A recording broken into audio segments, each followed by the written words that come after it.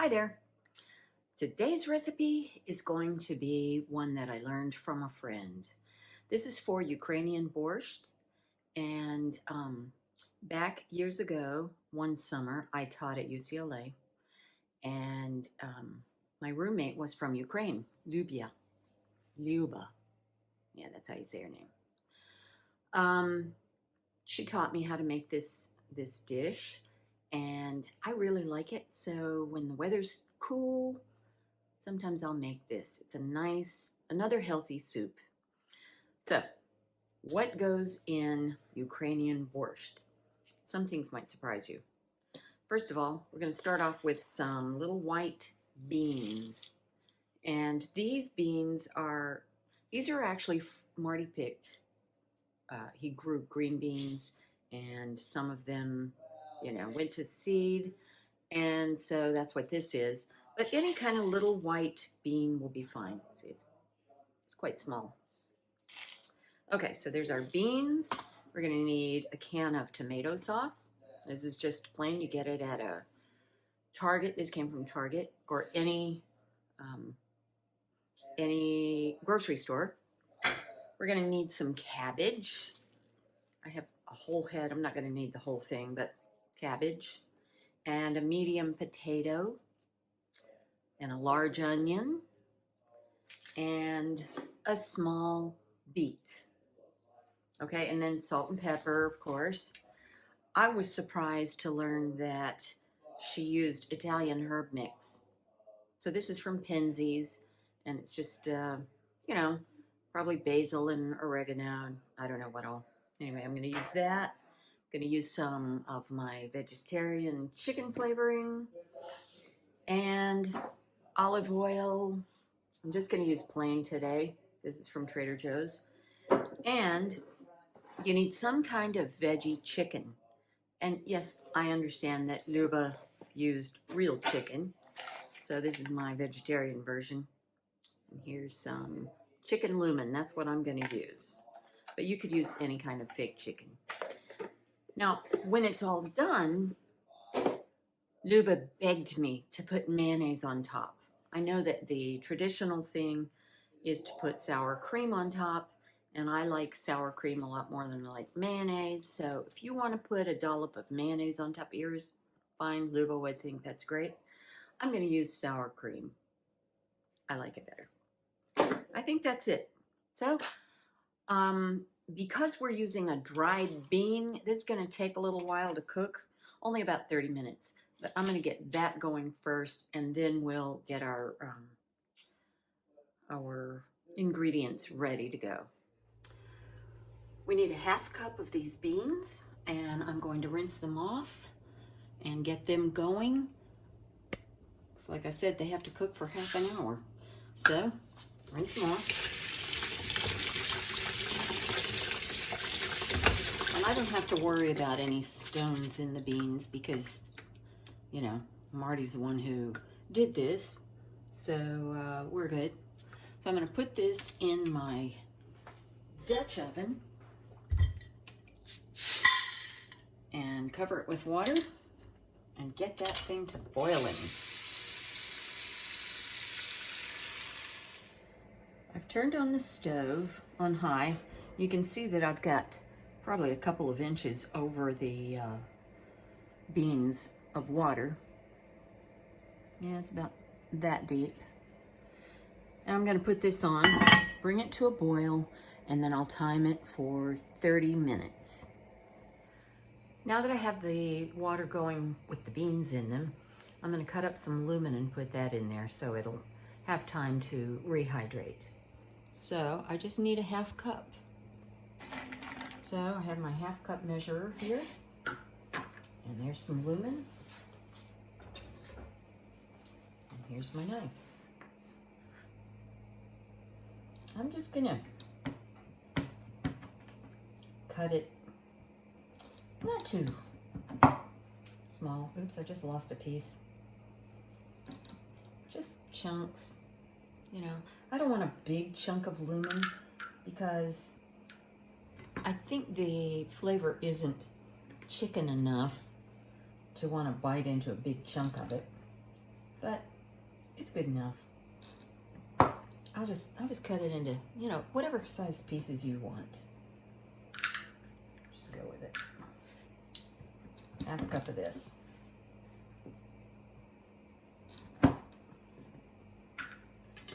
The water's boiling and I've cut up the lumen. I'm going to add that in here. Give it a little stir. And just keep cooking it for 30 minutes. While the beans are cooking, I'm going to cut up the potato because when they're about half done, I'm going to add the potato. So, this is easy. I'm not going to bother with peeling it. You could. I don't remember if she did or not. She probably did. But I don't care. I'm using a golden Yukon. You can use any kind you want. And I'm cutting them about an inch, 3/4 of an inch to an inch.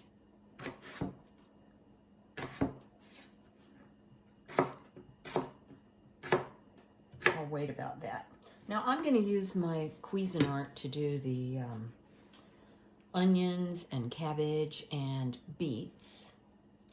But I want to show you something that I just learned. All right, I've got my potato here, set aside. So I was having some trouble peeling an onion yesterday, and sometimes I do. So I just looked it up and learned a new way to do this, and I'll show you. So I've got the loose skin off, almost. Whoop, got it. So here's the stem end, and here's the root end. So I'm gonna cut off the stem end, like I always would. And on the root end, I'm going to go just under the root itself. So here we go. That's going to hold everything together. And then I'm going to do it, cut it in half this way. And starting from the stem end, it should be very easy to peel that away.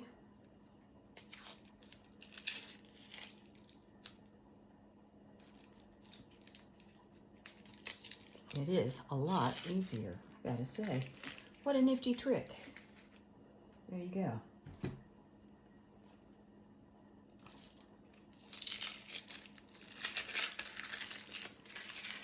Now, since I'm gonna use my Cuisinart to chop it, I'm gonna cut away this. But if I were going to be doing this by hand, I could just do it like this, and this is gonna hold those layers together, at least in theory. So, Cuisinart it is. Got my onions, and really the reason that I decided to use my Cuisinart tonight is because I'm supposed to shred some cabbage, and I'm supposed to grate the beet, but I'm just gonna shred it. So anyway, I just need 2 cups of cabbage, so.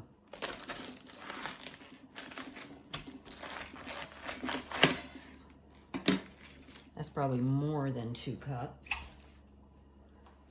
But we'll see. And I'm going to use the shredding disc on my Cuisinart. Let's do that. I think that's probably more than enough right there. So I'll go shred this in my Cuisinart and show you what it looks like. The beans have been cooking for about 15 minutes, so I'm gonna check it and see if it's time to add the potatoes. They should be about half done. There you go.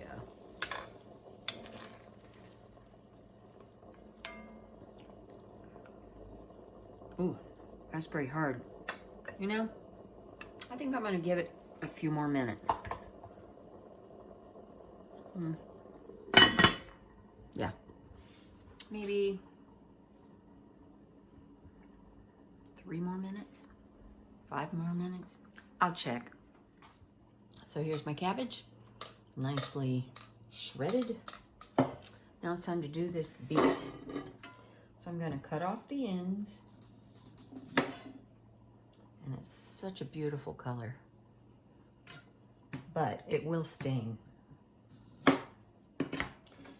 And I'm going to peel it.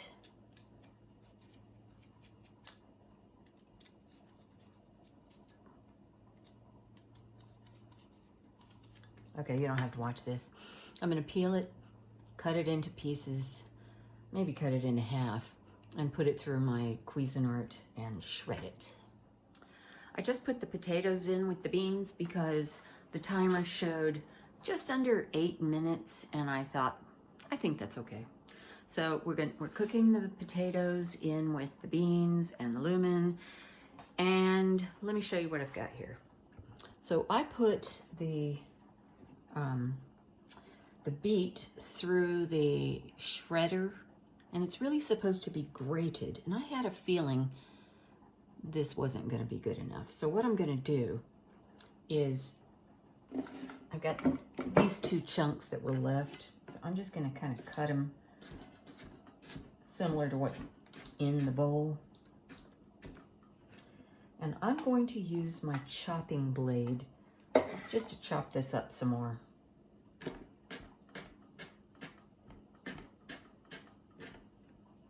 There.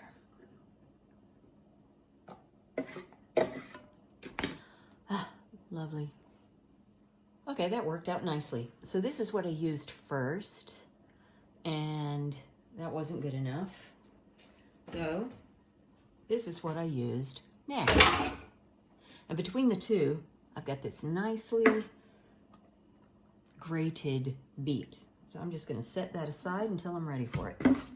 All right, so I've got a skillet here. I'm going to put some olive oil in there.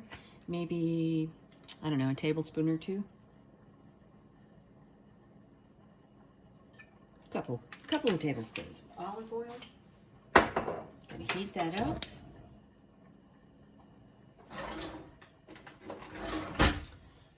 And I'm going to put the onions in here.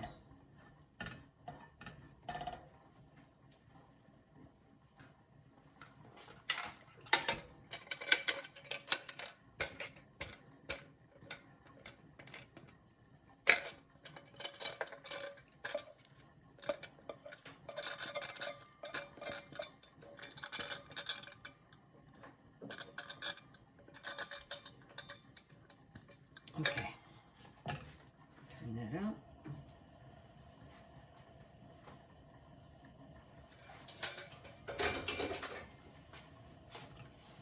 Okay, so I'm going to get this going. Get it hot. Get it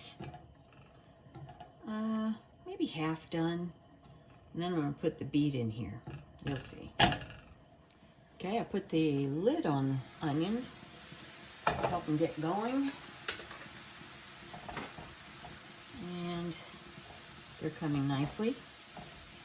Coming along nicely. And the timer went off, so the beans have been cooking for 30 minutes. So I'm going to turn them down to like a medium low. Just keep it simmering while everything else cooks. And I'm going to let that go for, I don't know, 2 or 3 minutes. The onions look like they've softened, so I'm going to go ahead and put the beet in here, and we're going to cook it for a while.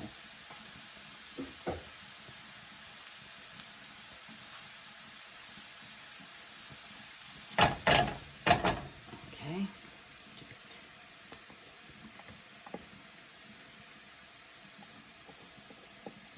Lyuba said you cook it until it looks golden, but how are you getting golden out of a red beet?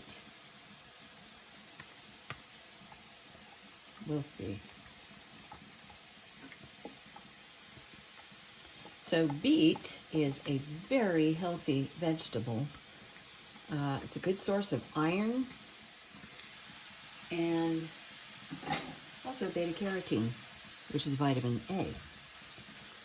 So red foods that aren't meat, and yellow and orange foods have beta carotene in them. That's what makes their color. So there's that. Now I'm going to cover it and cook it, and I'm going to stir it every now and then, every few minutes, and we'll see what comes next. Turns out these beans, they're not the same beans I usually use. They're still little white beans, but they're taking longer to cook. So I've turned the onion and beet just down to a really low heat to keep them hot, because I think they're kind of ready.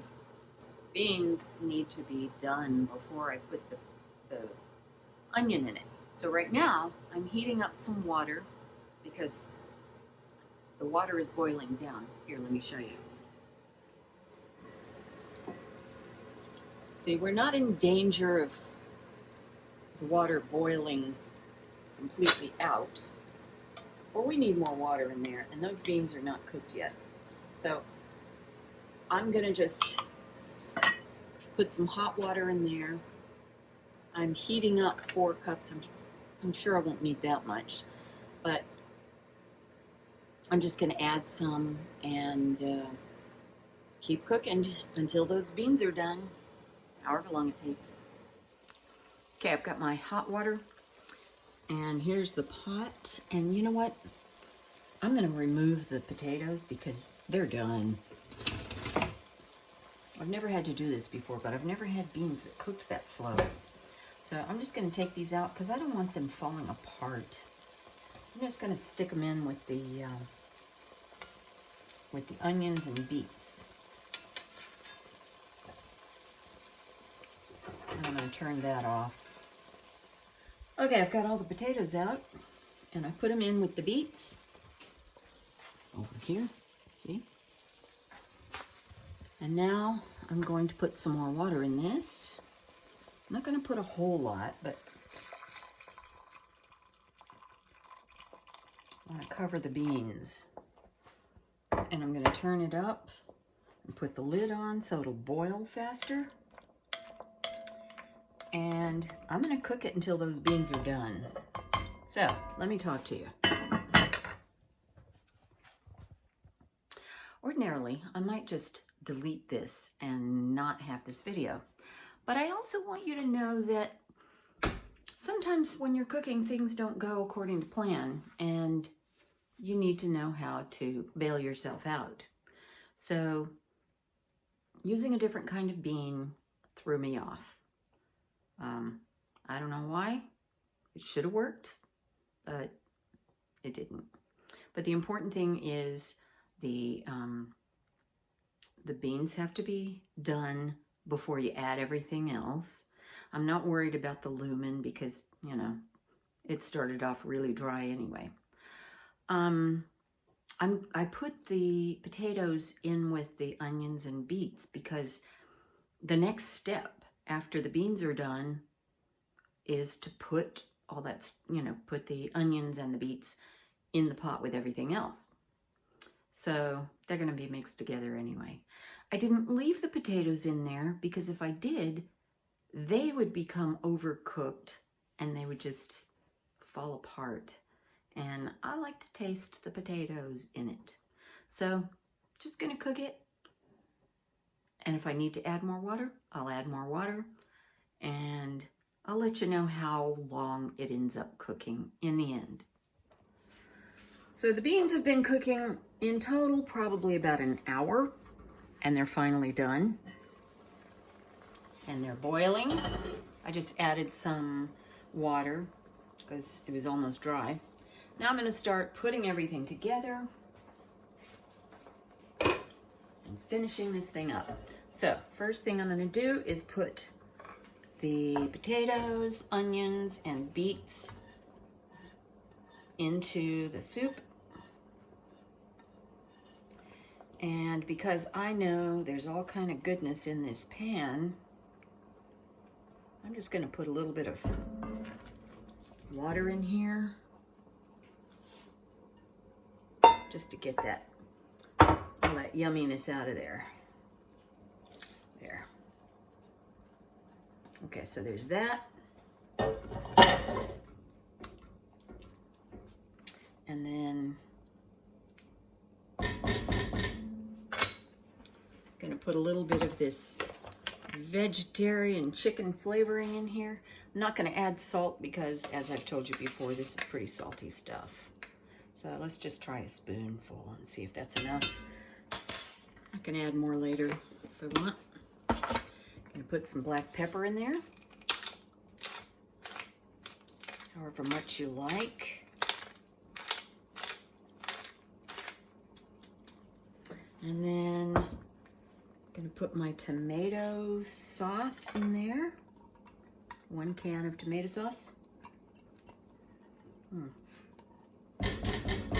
Maybe I'll put a little bit of water in here just to get all that goodness out.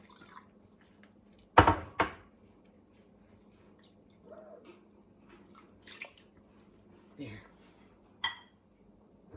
Let's see. Next, some Italian herbs mix. And if you don't have a mix, you can put oregano and basil, maybe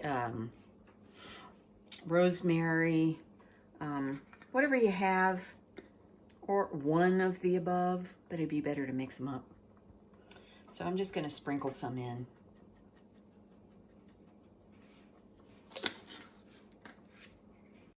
All right, stir that up. Now that is looking like borscht, but that's not all. I'm gonna put the cabbage in. This is the last thing. So it's not gonna take long to cook the cabbage.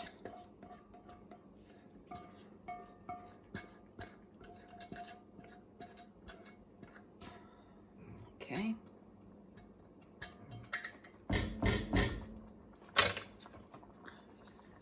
Stir that up.